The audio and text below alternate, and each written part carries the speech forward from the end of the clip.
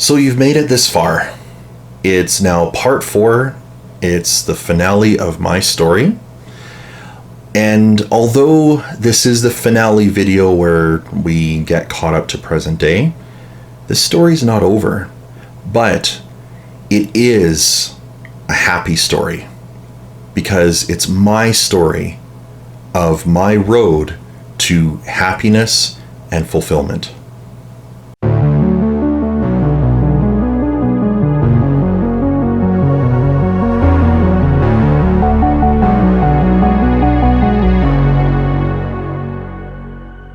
So the year is 2014.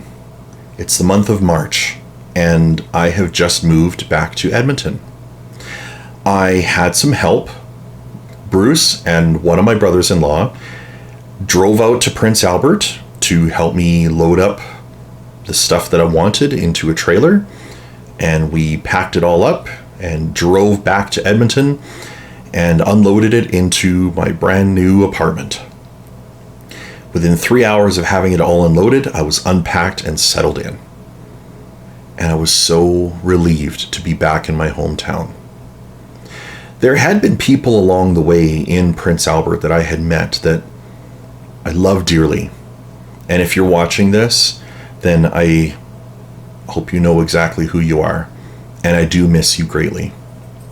But I am happier in Edmonton, I will admit. Back in Edmonton, now away from the body of elders that had been more concerned about their own positions and everything else in their congregations, I was very irregular at the meetings. The congregation territory that I was in had an elder that had known me since I was a baby, and I had been childhood friends with his son as we were growing up. So this was like a second dad to me. In fact, I used to jokingly call him Uncle Daddy as a kid because that's how close our two families were. So I was assigned to his service group, and I'm happy to say that I never attended the service group. I did go out in service once, and that was for a memorial campaign blitz. So, here's an invitation. Come to this important event. Bye. That was the only door-to-door ministry I did. What I found as I was sitting at the meetings was that I was feeling triggered and annoyed, and I couldn't stand to listen to all of these tales of how loving the organization supposedly is and how much it's Jehovah's organization on earth, how awesome the elders are and what a gift in men they are. Like, for all of you former Jehovah's Witnesses, you probably have felt exactly the same way. If you are a Jehovah's Witness watching this, you're probably thinking, well, yeah, the elders are gifts in men. No, sorry. They're just men. That's all they are. And power hungry at that. But I'm not going to go into that here. Suffice it to say, I couldn't stand sitting at the meetings anymore, and all I was getting out of them was either feeling anxiety attacks, panic, anger, frustration, sadness, you name it. It was not the place for me at all. The Kingdom Hall didn't feel safe, and I didn't trust the people around me, even though some of them I had known for quite a long time. I didn't trust anybody. And even as I tried to communicate this with Bruce and Robin and my sisters, telling them about the challenges that I was feeling with being a Jehovah's Witness and not trusting them, I remember Robin once saying to me, "Does that mean you don't trust us? I mean, we're Jehovah's Witnesses." At the time, I said, well, no, you guys are different, you're family. But really, in my head, I was thinking, yeah, absolutely, I don't trust you. I can't. I'm sorry. I can't. As the months went on, what happened was that at a time when I needed my family the most, they were holding me at arm's length and were chiding me for being irregular at the meetings. You need to get to the meetings. You need to get to the meetings. But I have panic attacks at the Kingdom Hall. Doesn't matter. You need to get to the meetings. That's where Jehovah's Holy Spirit is. I can't help but roll my eyes, even involuntarily, when I think about some of these statements, because they're so canned and controlled from what they're told from Watchtower, really. So, yeah, I was getting annoyed at them, at Jehovah's Witnesses, at religion in general. Couldn't stand it all. Snare in a racket. But what I did find was that the longer I went without attending the meetings, the more I felt like I was becoming myself again. I was smiling more. I was laughing more. I was joking more. I was feeling more at ease and at peace from not being at the meetings. That really went contrary to everything that we were always told, wasn't it? At any rate, what I also tried to do was reach out to my family, as it were, and try and get to do things with them, especially now that I had a job where I was making decent money. I was actually making more than double what I was making in Prince Albert. So, yeah, I had learned how to live on very little. Now I had a surplus. And yeah, I spoiled myself a bit. I bought a PlayStation 3 and a Wii U and a bigger TV. Some of the toys, if you will. I even asked my family at one point if they would be interested in going on a family trip, because the year before they had all gone on a trip to Florida together to see Disney World, but of course I couldn't join them. I didn't have the money to be able to go, but now I did. So I said, like, it doesn't have to be a big trip, maybe just a few days in Vegas or something. Well, Bruce and Robin were kind of like, yeah, maybe, like very non-committal. My oldest sister couldn't be bothered to answer. And my youngest sister, well, she and her husband, they were in litigation with their supplier for the company that they own. And so all of their money was tied up in that, and also a bunch of rework that they were having to do on jobs because of shoddy supplies from their main supplier. So they told me, like, sorry, we can't go, which is understandable, and I was willing to accept that. What I did find out eventually was that Bruce and Robin went on a cruise. My oldest sister went to Hawaii with her family. And my youngest sister and her husband, who were supposedly too broke, actually did wind up going on a nice trip to Europe somewhere. I think it was Italy. So, yeah. At any rate, I thought, okay, well, fine, whatever. What I wound up doing especially was, now that I was back at Edmonton, I was able to rekindle a number of friendships that I had had with ones that I knew from years before, back when I was worldly. I reconnected with them. In fact, one group was the Edmonton shadow cast for the Rocky Horror Picture Show. I rejoined the cast and reprised my role as Brad. And if you've seen that movie and you know who Brad Majors is, yeah, I played him. In fact, I still do. But that's a whole other story. At any rate, the point is I was starting to actually have fun and enjoy myself. Now, the job that I was at, I was actually working with some people that I really liked. I enjoyed their company. And when they had interviewed me at the start of 2014, I was asked the question, where do you see yourself in 5 years? And I wasn't sure. I mean, I was a Jehovah's Witness living in misery and everything, so I don't know. I'd like to be a senior level programmer. I'd like to pick up some new skills. Eventually, I would like to have my own consulting firm potentially and, go from there. So I guess I do have some goals. Well, great. That sounds wonderful. So that was about as far as I could really see, because I was still trying to cope with this idea of being a PMO. I wasn't disfellowshipped, I wasn't disassociated, but I was most definitely mentally out. I was definitely checking out of this whole idea of being a part of a congregation. Eventually, what I started doing was really looking at the Bible without Watchtower's glasses on and just researching things for myself, applying critical thinking, and not being willing to just gloss over certain accounts where it seemed that there was a real injustice.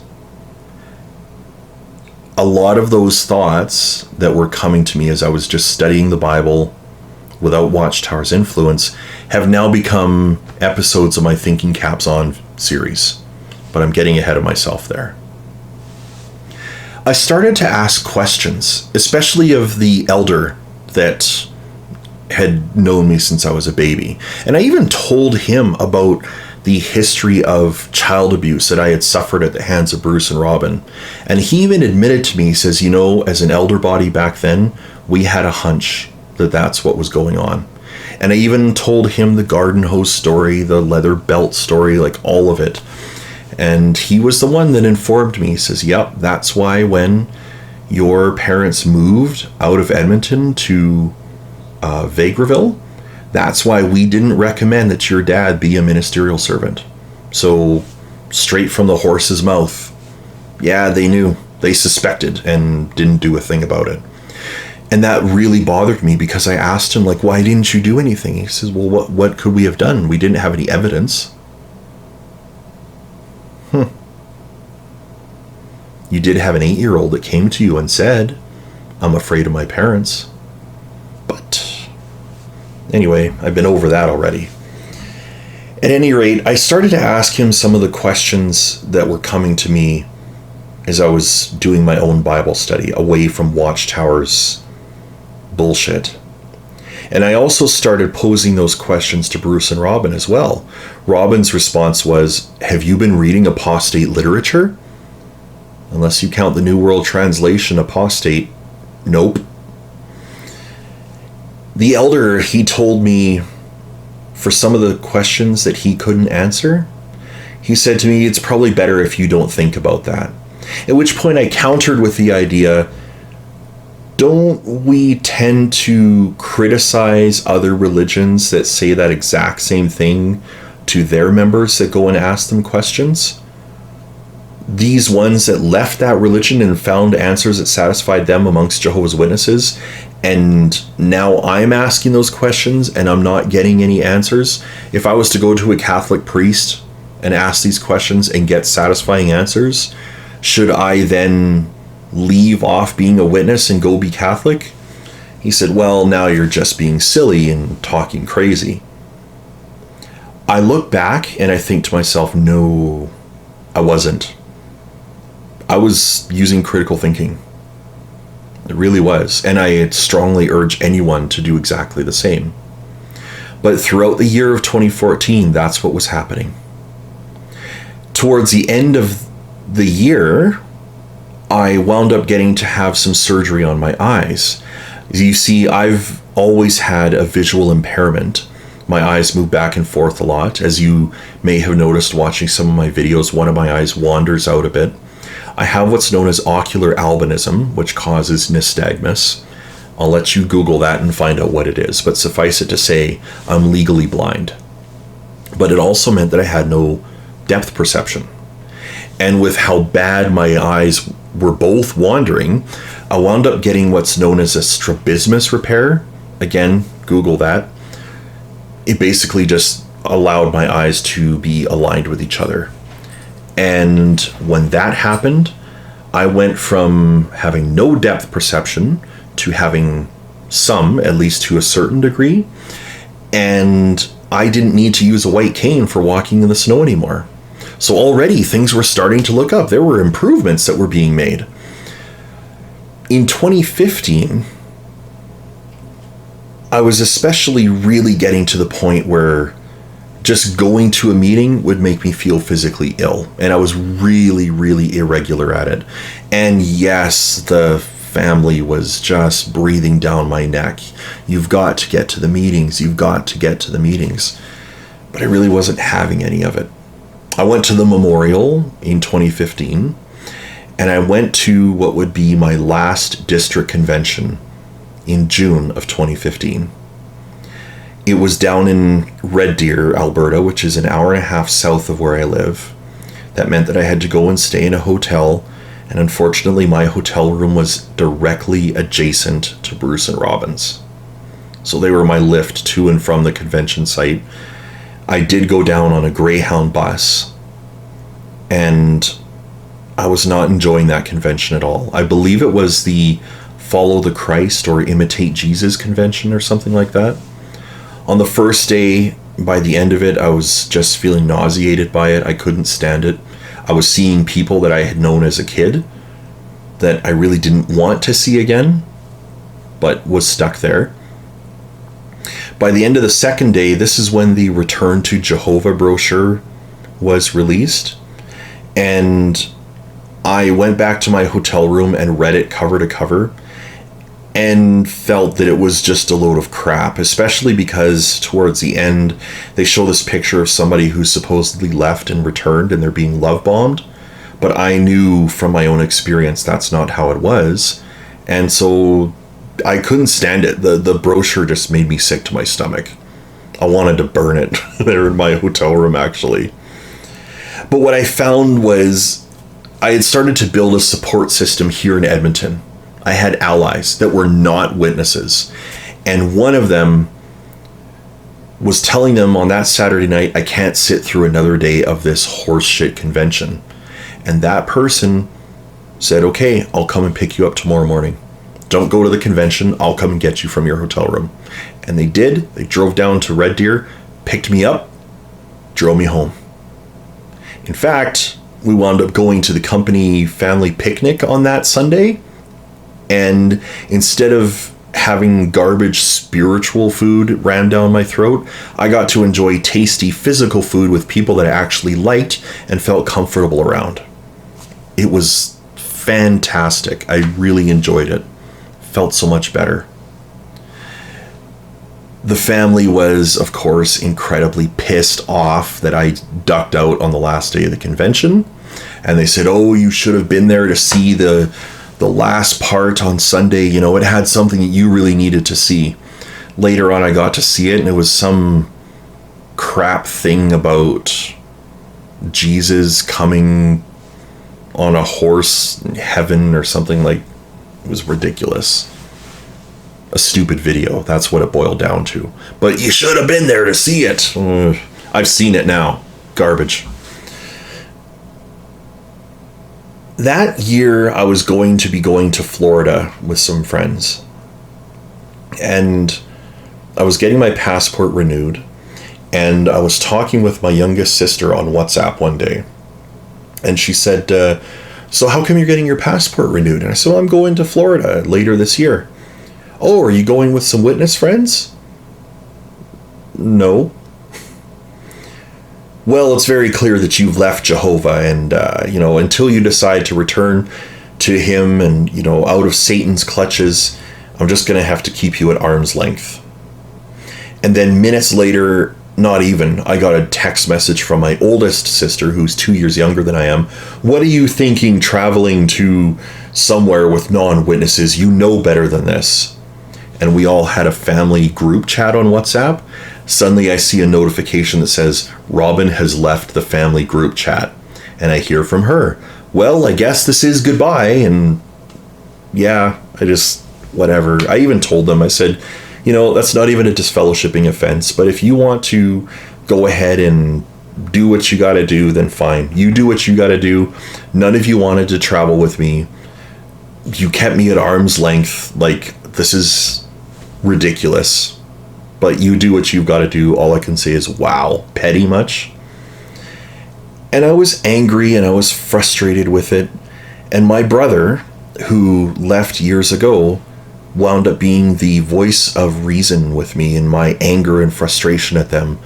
He said they're not being malicious and they're not, it's not personal. They're doing what they believe they have to do because their religion says so. At the time, I was willing to accept that, but looking back, I can't buy that anymore because they kept me at arm's length even when I was a ministerial servant and a regular pioneer. So no, this kind of goes beyond Borg drone mentality. So nowadays I just like, no, they're just toxic people and that's it. Jehovah's Witnesses, not Jehovah's Witnesses, it has nothing to do with that. And that's where I learned that there is family and there's true family. And the two don't always overlap. Sometimes they may have very little in common with each other. And that's okay. That's okay. Because true family, that's the one you've got to cherish. That's the one you really hold on to. And I understand that losing like your blood family, parents or your siblings and that, especially if you're really close to them, yeah, it hurts. It hurts. And even as toxic as Bruce and Robin are in my life and were, I know that I'm better off without them. But that's a lesson that I learned for myself. At any rate, as 2015 wore on, I remember feeling angrier about Jehovah's Witnesses, and my brother mentioned some offhanded thing later that year about the Australian Royal Commission and child sexual abuse, and it was kind of like, what? And then I forgot about it. I forgot all about it because I was doing my own thing. I was learning new skills. I was learning a lot more about JavaScript and HTML5 and TypeScript and Angular and so on. And if you're a software developer, you know what I'm talking about. If you're not a software developer, well, suffice it to say, I was building my skills and I was becoming a senior level developer. Even setting direction on some projects as to technologies and architecture to use, and building some really interesting projects. It was fun. I was really, really enjoying it.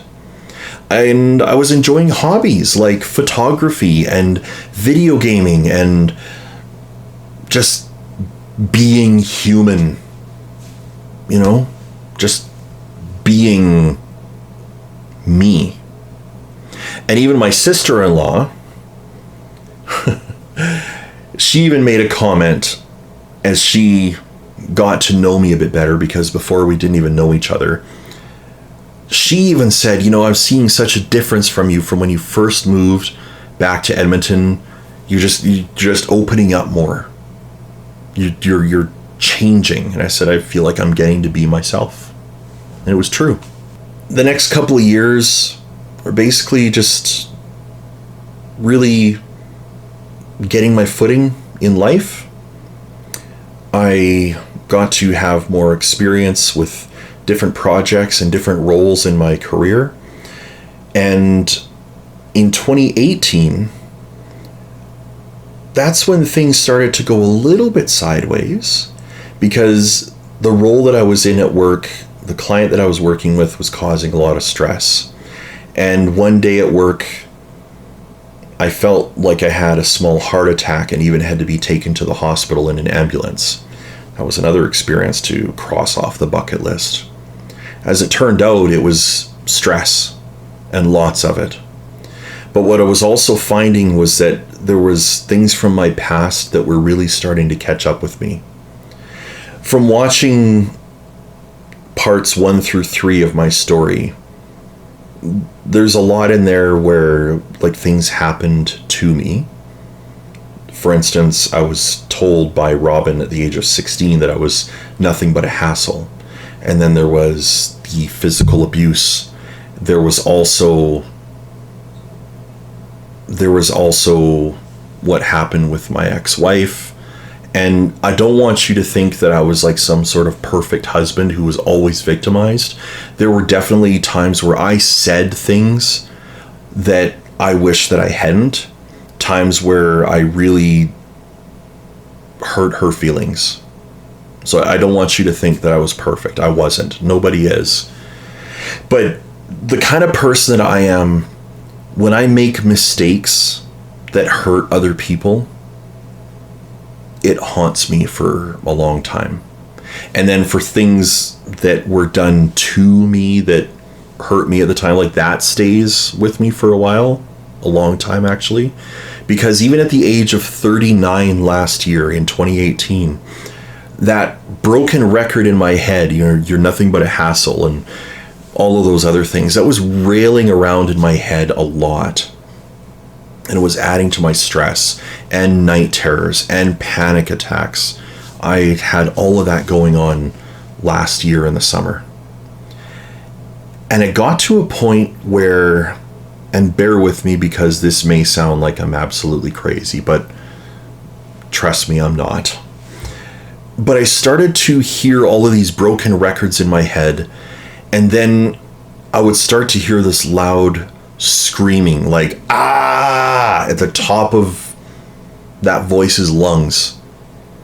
And I would try and block it out by listening to music or turning up the TV and so on.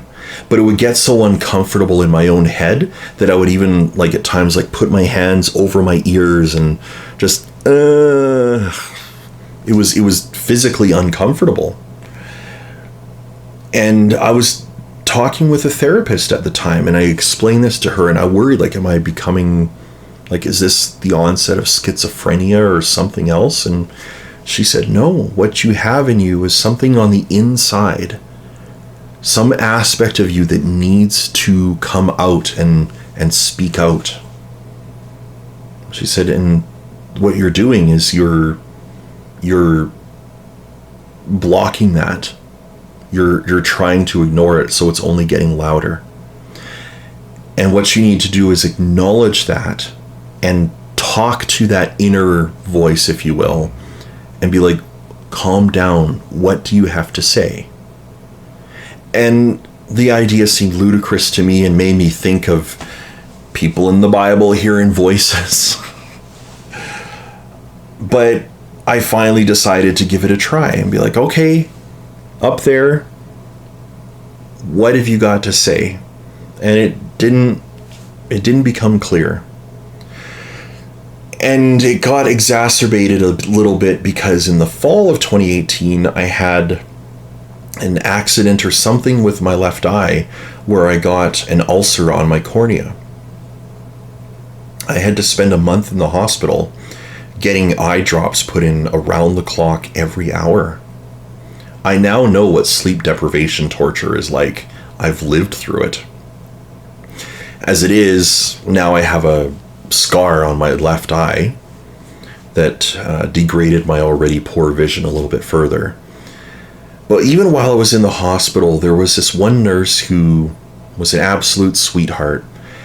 And I was starting to get these really bad migraines that were just incredibly debilitating, that even some of their strongest medicine wasn't enough to combat because of being so sleep deprived. One day when I was having one of these migraines, she sat in my room with me for 2 hours and just talked with me. And she asked me if I was a religious person, and I started to share with her my thoughts on God and how much I don't trust God and how much I'm angry with him, her, it, and just don't even feel like I could stand to worship God because of what I've learned from the Bible about his, her, its dealings with mankind, if the Bible's a historical record. Again, all of those things on my Thinking Caps videos, but I wasn't sharing them in like the humorous way that I do. It was really quite serious. Like I was very angry about the whole thing.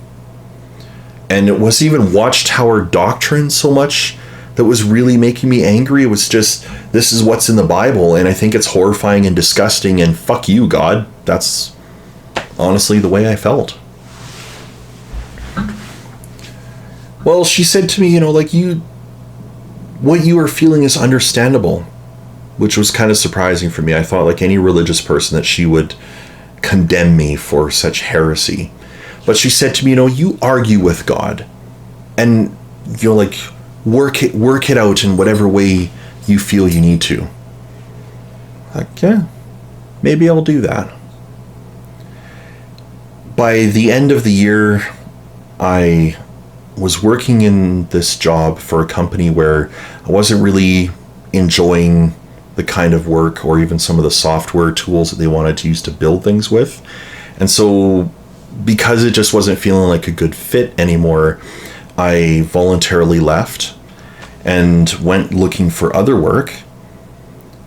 And right at the end of 2018, in December of 2018, I wound up doing something that for years I'd been saying maybe I should try doing and didn't.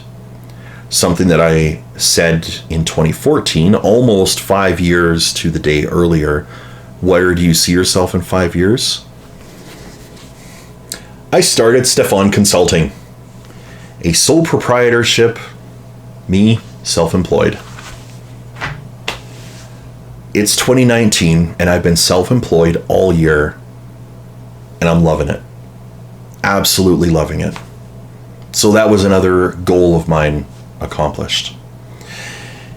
Earlier in this year, I got curious about apostate literature or whatever. My brother had mentioned Crisis of Conscience, which, don't judge me, I'm ashamed to say I still haven't read, but I intend to. I intend to. But I stumbled across a podcast on Apple Podcasts called The Critical Thought, also known as the XJW Critical Thinkers YouTube channel. They export all of their videos as audio only and make it a podcast. And I binged that podcast. I listened to some of their discussions on the 144,000, their interviews with women like Susan Gaskin, for example. And I was floored. I was amazed at how much this all made sense. It didn't sound like someone who is mentally diseased or anything. It actually really resonated with me. And I thought, this is really something. And since it's a YouTube channel, I should look up more. And that's when I discovered the John Cedars channel and the Susan Gaskin channel and Bridget Pfister's channel and a couple of others. I can't remember the names of some of the first ones besides those. But suffice it to say, I binged that material so much. And what was happening to me earlier in 2019 was, I was angry with God and everything, but I also started to wonder, is Watchtower even remotely right? And as some of these things started to crumble and break down, I realized, no, I'm not crazy. I'm not the only one that feels this way. And it's a load of crap. So I really started to feel a lot better. And that screaming voice in my head started to go away and started to be replaced with things like, maybe I should start a podcast where I'm kind of examining some of those teachings that I learned as a kid and I could interview others. But, doing a podcast takes money and that's already out there. And what could I possibly say? Somewhere in this time frame last year, I discovered an XJW Meetup group here in Edmonton. A couple of those people that are in the Meetup group came to see me in the hospital. And so we even got to play Dungeons and Dragons together at one point. And then the discussion came up about partaking in a protest. My first protest was July 14th, 2019. And armed with the knowledge about the child sexual abuse, having found out a bit more about the Australian Royal Commission, insert all of that stuff here, all of those things that we all have discussed and learned and so on from whatever channel that we like to watch or channels. Went to that convention, Love Never Fails, protested proudly. And when I did that, as I started sharing some of this information on my Facebook feed and everything else, I just got to feel so much better and so much more at peace and even like empowered. So empowered. And that's where this channel comes from. That's where we are now. I'm proud to be an apostate to this organization. I'm not disfellowshipped. I'm not disassociated. I am shunned. I have my true family. And since joining the apostate ex-Jehovah's Witness community, that family has expanded greatly. I'm looking forward to Apostostock 2020. I'm so happy to be able to bring some humor into people's lives with shows like Thinking Caps On or even Your Childhood Drama. I'm even happy to wear a t-shirt like this.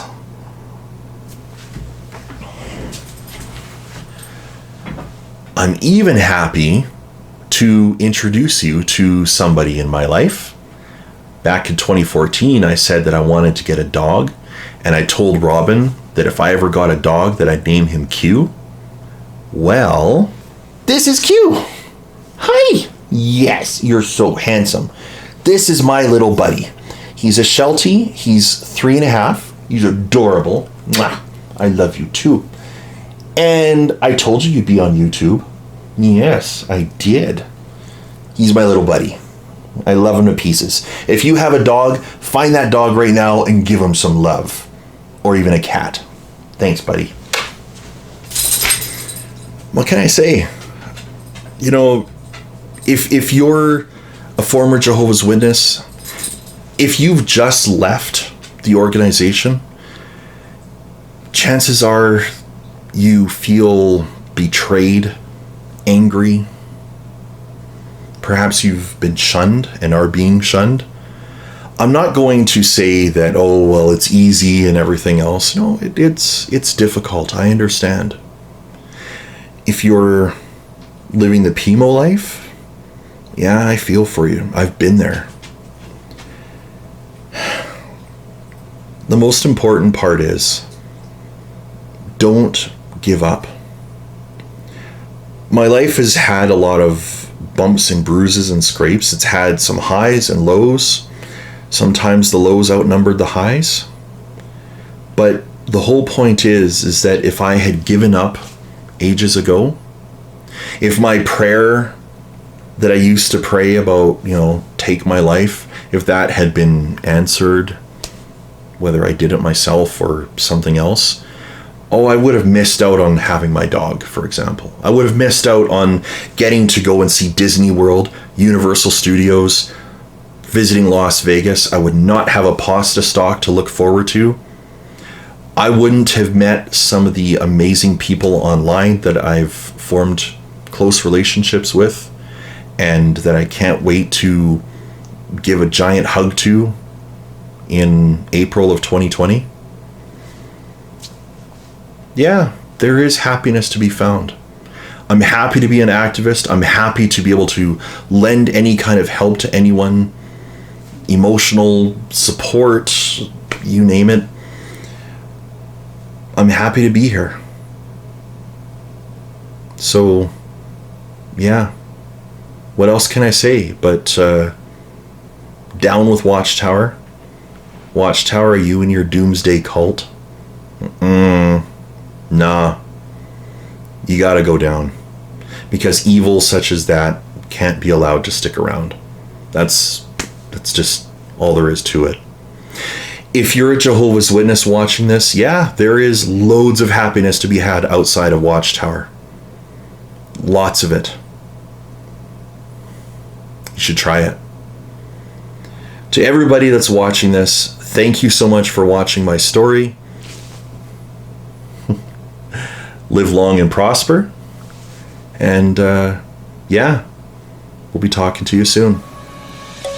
Let's sing a song full of hope, full of pain. Why don't you sing along, my friend? For it's our last refrain. Forever young, ever strong, ever brave. Memories like this never end. No, they don't fade away. So when I'm gone, oh, when I'm gone, I'll be right there, close to the sun. Keep holding on, keep holding on, and I'll be right there, close to the sun, close to the sun.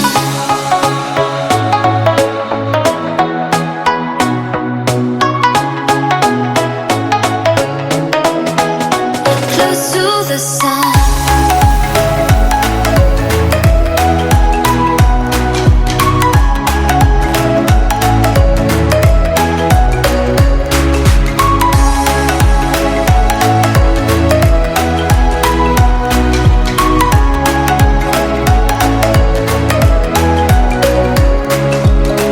Here's to the ones who let shine through the rain, the ones who stood for something more. We won't forget your names. The tide is high, say goodbye, we're setting sail, and all those midnight secrets told, we'll take them to the grave. So when I'm gone, oh, when I'm gone, I'll be right there, close to the sun. Keep holding on, and I'll be right there, close to the sun, close to the sun.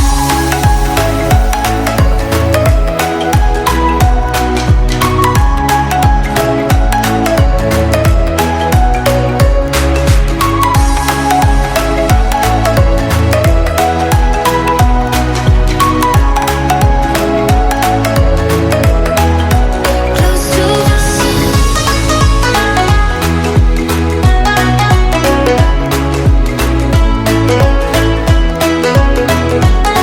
the sun.